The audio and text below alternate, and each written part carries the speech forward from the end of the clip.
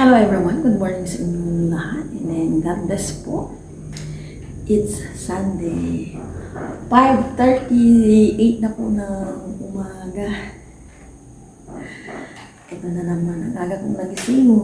Nakapag-bar hot water na ako. Ngayon kape naman, konti na lang to eh. Kamusta po kayong lahat dyan?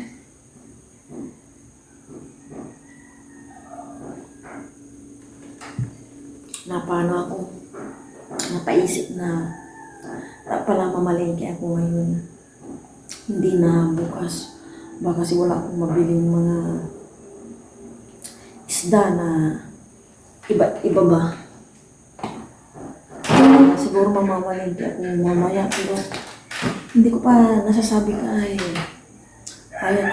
na ko lang napaisip. Sabi ko, kailangan ko lang mamalengke. Pero may iluluto ako ngayon na namin pang ulam sa lunch.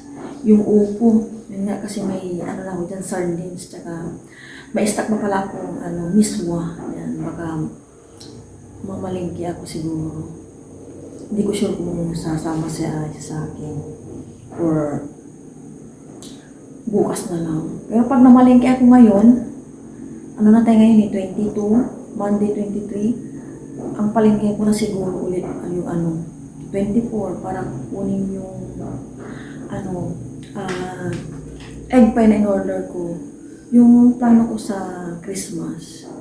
Since kami lang dalawa ni Aya, yung order ko ang egg pie and then siguro ako buko salad. Yun lang, konting lang, siguro 2 buko lang yung bibili ko. And yung sago. May sak naman ako doon na condensed and ice cream, yun. Ang bala ko sana sana din eh. Yung pizza roll, kaya lang ayaw ko muna gumawa ng pizza roll. Baka sa wisyo, yun eh, yung pagpaplat ng bread. Pusin ko muna itong kape ko. Kaya hindi na lang siguro.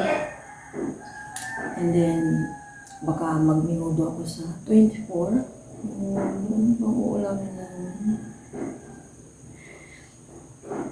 Nung lumipat na kami dito, gusto ko na talagang yung may handa din kami. Hindi porkit nandiyan yung parents ko dyan lang sa gilid. Hindi na ako maganda. Hindi talaga. Nung nandito na kami niya sa bahay namin, nung first Christmas namin, naghahanda ko ng Christmas. And then, sa New Year din, dito talaga kumakain kami niya. Hindi ako, kumakabi ng bahay. Dito kami kumakain. Kahit magising kami ng 12 midnight ng Christmas. And sa New Year, dito rin. Pupunta lang kami ni Aya. Kung tapos na kami kumain dito sa bahay namin. Dati gumagawa pa ako marunong din pa akong gumawa ng putong bigas, tsaka yung glutinous na puto din. Nagawa din ako ng leche plan. Marami akong ginagawa dati. Mahayan. Ba't na mga magas? Ngayon kasi layo na ako at wala ko masyadong mapagod. Yun, leche plan. Pang 2 years na hindi ako gumawa ng leche plan kasi dati, di ba, nag-Taiwan kami, hindi ako nakagawa kasi iba na yung ko. Doon nag-i-start yung sakit nung pagka-uwi namin galing sa Taiwan, kaya hindi ako nakagawa ng leche plan yun. Saka mga puto, gano'n, tapos yung mga iba pa. Kasi yung lang yung namin Christmas. Nagsulat na ako dito eh. Sa New Year naman, magsasalad ako macaroni. Macaroni kasi ayaw po yung fruit salad. And carbonara gagawin ko sa New Year. New Year na yun, wala pa tayo sa Christmas. Di pa tapos ang Christmas. Sa New Year's, ito lang yung nabanggit ko kanina. Sa New Year, salad, carbonara, favorite niya. Mga favorite niya ito eh. Siguro binili lang ako ng tikoy ubi, o electric pan gano'n. Baka mag-iyaw kami ng isda. And syempre, gagawin ko yung gusto niya, creamy beef mushroom. And syempre, mga prutas-prutas. Simple lang din ang namin ni Aya, New Year. Balak ng tatay ko gagawa sila ng ano nga ba to? Embutido. Masarap magluto ng embutido ang tatay ko eh. Pa 2 years na nilang ginagawa yun. Ano na lang din sila. Sabi ko dadagdagan ko na lang ng pork. Para pa-embutido din kami. Yung ate ko, sabi ko magawa siya ng cordon. Wala pa nga yung ate ko, hindi pa nakaka-uwi. Doon ko siya natuturo sa Maynila. Baka mamayang hapon nandito na sila. Wala yung plano ko. This Christmas, New Year, 36 na. Ang bilis po ng oras. Saya tulog na tulog pa. Iwan ko ba bakit nakakaaga ko nagising? Same oras din yung nagising ko ngayon. Tapos yung kahapon, yung madaling araw. Yung rep namin, binuksan ko yung bakit may langgam nilahan. Mamaya i-on ko na yung pagkaalis ko. Pupunta ng bayan. Final decision na siguro punta ko ng bayan. Wala kang stock na ulam eh. Pero sa may mga, namin, kusina, mga ginagamit pang araw-araw, mayroon kang stock ulam. Connection na ako mag-grocery or after Christmas, gano'n. Ano na wala akong ulam. Kasi gawa nung dinagpos ko yung tsaka may time din na walang mabibili masyadong isda sa palengke. Mga more, pork, kaya minsan ang iwas din ako. Nangigising na yung mga manok, sobrang dilim pa ako sa labas. Yung kapatid ko, panglima ate ko, nag-jogging sila. Pupunta na ang bayan. Tatawag ng pandesal. Wala na, hindi na kami makakakain ng pandesal. Wala si papalaya. Pero lang siguro, umaga kung pupunta ng bayan na sasadyain. Yun, makakakain kami ng pandesal. Parang pawis naman ako. Kakatapos ko lang kung naligo pero namumutaw yung pawis sa mukha ko. Hindi po sasama sa akin si Aya. Mag-breakfast ka na Maghilamos ka Huwag magsiselfone alam mo na yung pagkabisi-bisihan mo. Mabilis lang si Mama. Drawing na lang. Pero wag kang titingin sa cellphone Nag-cellphone ka rin anak pag tumingin ka, promise. Tapos magsisit. Dapat, ano yun? Dapat, ka lang niya, imagination. Siyempre, nag-cellphone ka rin. O, alis na si Mama. Mabilis lang to, 7:20 na. Love you. Breakfast ka na, ikaw na bahala. Nakababa na po ako ng tricycle. Dito muna ako banda. May mga titignan. Sarado pa rin yung gate dito sa may mga pamandang upayan. Nakabili na ako ng isda, galunggong, tsaka swordfish. And bumili din ako ng lato. Ang hirap pala mag-video nang bumibili ka. Wala po si Aya. Kabili na ako ng chicken tsaka pork.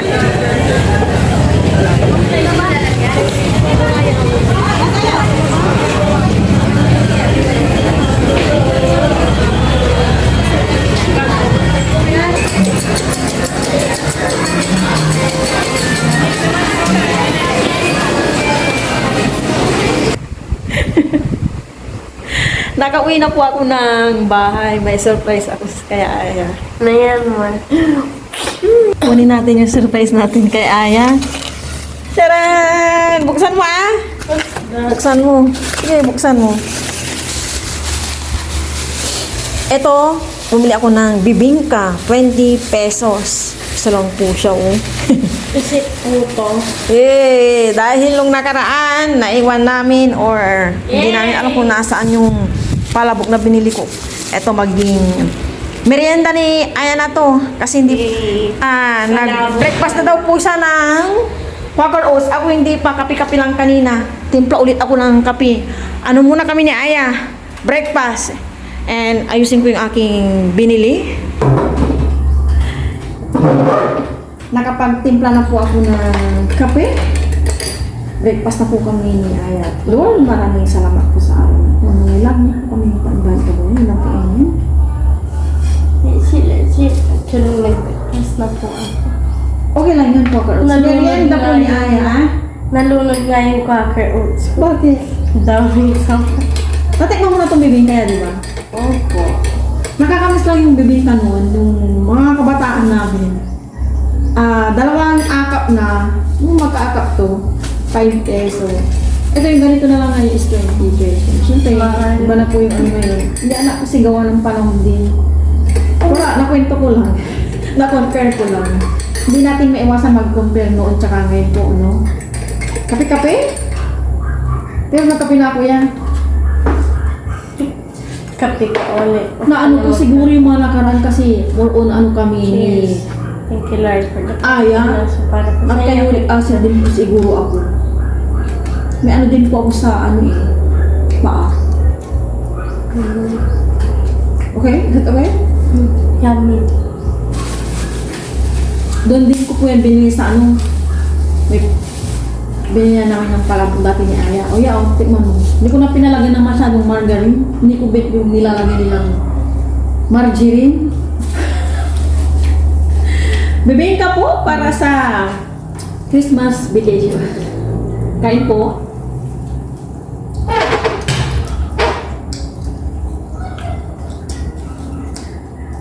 Huwag ka ma. Wala nga. Ano mo lang isipin yung isusot mo? Ano, bago? Ano, 2025? Siya ay sinasabihan na ako magsibilin daw siya sa unang klase niya ng 2025. It's okay. Matagal pa na. Enjoy mo yung bakasyon. Pero after, wala na silpong-silpong na. Yung pinag-usapan natin, bingwitin mo yung ano. Bingwitin mo Ngayon. Hindi ko din doon ka lang. Kaya, bilbulay yung sarili. No. Okay lang. Huwag ka ma. Hindi pa pala kami nakapaglagay ng aya sa mga kumpaw. Red envelope. Mag-share din kami ni Aya sa mga pinsan niya.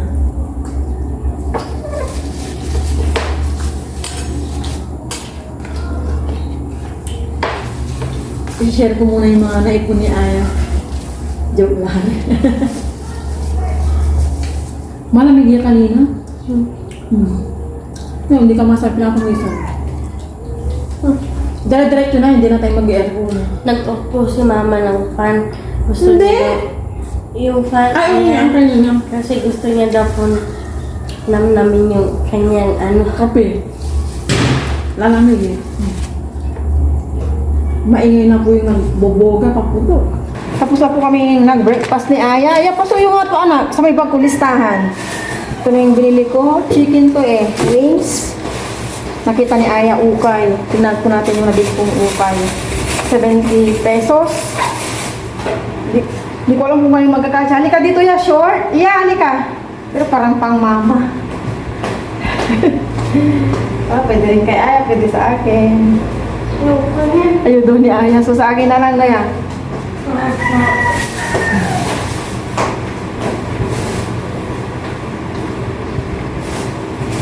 Ito yung ating sibon. Ito ay stato eh. GG tsaka yellowfin. Ay, may ano pala ako dito yan. Seaweed. Yan. Seaweed.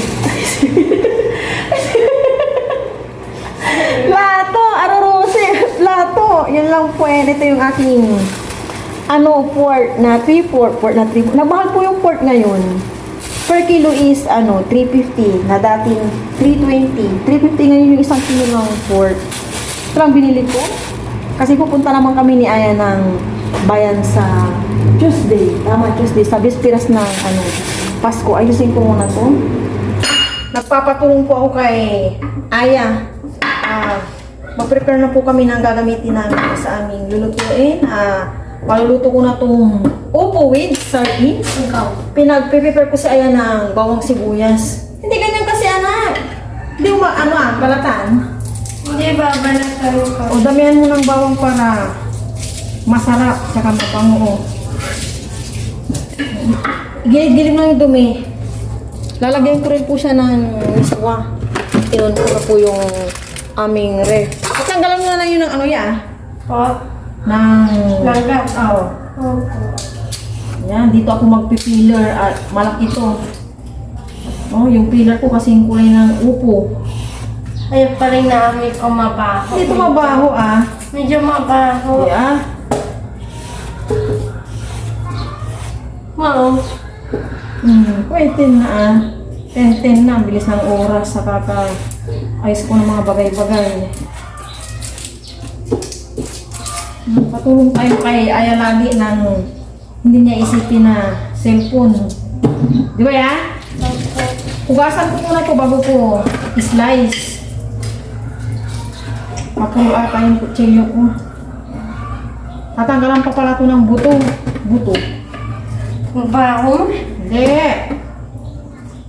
Tsak-tsak ko lang ng ano. Kahit maliliit. Tatanggalan ba ito ng buto? Hindi na. Hindi. Siyempre tatanggalin pa pala. Init. Mag-chest ako ng pan, mainit. Kung hindi ako pinapawisan mo. Bagong ligo kayo eh.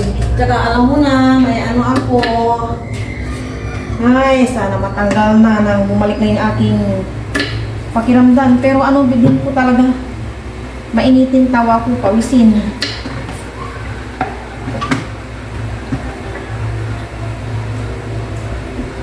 Slicing ko na. Hindi naman tumamaya eh. Lalaki. Hindi. Tapusin lang natin ito and then magsaing na. Para mainit din yung kanin. And then ano ako sa Pilipinas. No. Magigisa na po siya ng bawang.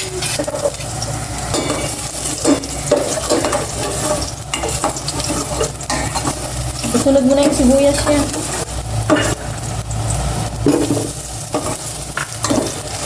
Gisa mo lang maigi. Yung sardines pala, hindi ko pa na-open. Gisa mo lang. Pagdaw. Ito na. Yan, nilagay na yung sardines. Haluin mo yan. Gisa mo muna yung ano, sardines. Saka natin lalagyan ng tubig para sa sabaw. Maglalagay na po si Aya ng... Uy, ang dami ng asin niya! Pampalasa, yan na muna anak. Maigi na yung ano, matabang kaysa maala o, tapos paminta. Siya po nakapag-saing na po dito. Ayan, latin mo. And halu-haluin mo. Kapag kumulo na yan niya, saka mo ilalagay yung upo naman. Huli yung ano, miswa. Takpan mo na.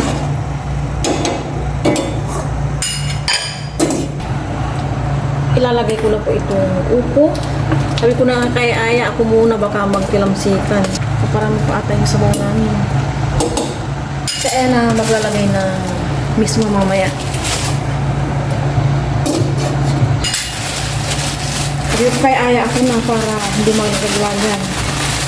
Ano to lang, ilanggam. Hinati ko ito. Yung mga ganito yan, ito, hindi natin isasama. Baka kasi alikabok.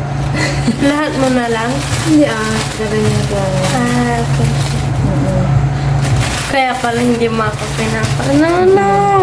Kukunin ko sana yan. Hindi na, ganyan lang. Hindi ko na isasama yan. Lutuin lang natin itong miswa yan. Okay na. Marami na pong nagbi-music sa paligid. Luto na po ito. And then, okay na yung lasa. Maya-maya, kaya na po kami ni Aya. Diyos, di ba siguro lang. Sabayan po kami kumain sa aming lunch. Kaya po tayong lahat. Pero bago po yun, tayo na po si Aya. Dahil maraming salamat po sa ninyo. Panaban niyo po ako na nilagay sa pag-aaral. Panaban niyo po si Mama at si Papa na inalit po sila sa sakit. Ano po, ayun yung Lord. Ayoko na yung latok, ma. Bakit? Sayang lang. Ano lang.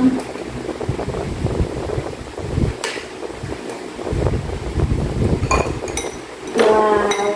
Ito muna yung unang namin yung mapapalakan kami sa mga susunod na araw. Diba yan? Cheers yan. May akuhan na ng katawakan. Cheers. Thank you, Lord, for the food.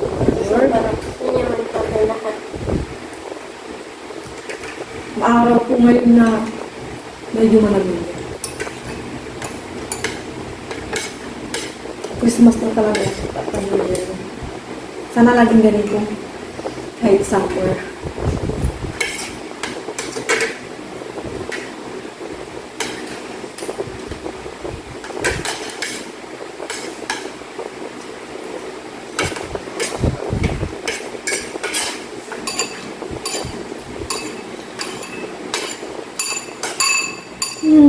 Ayan. Lapit mo yan. Oh. Lapit mo.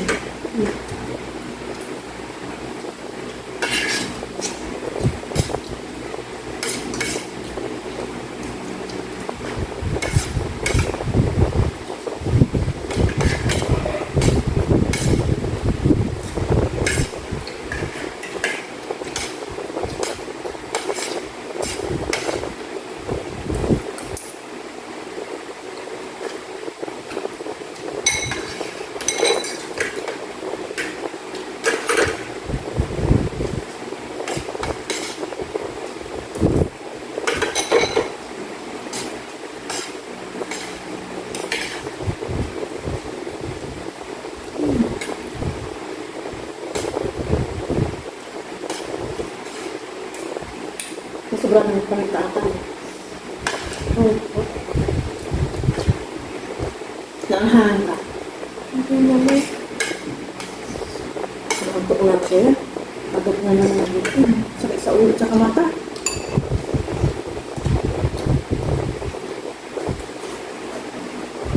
Agarin mo yung nagising niya. No? Oh. Natulog ka lang, hindi ka lang makatulog. Gising ka na nagwawala sa balsa.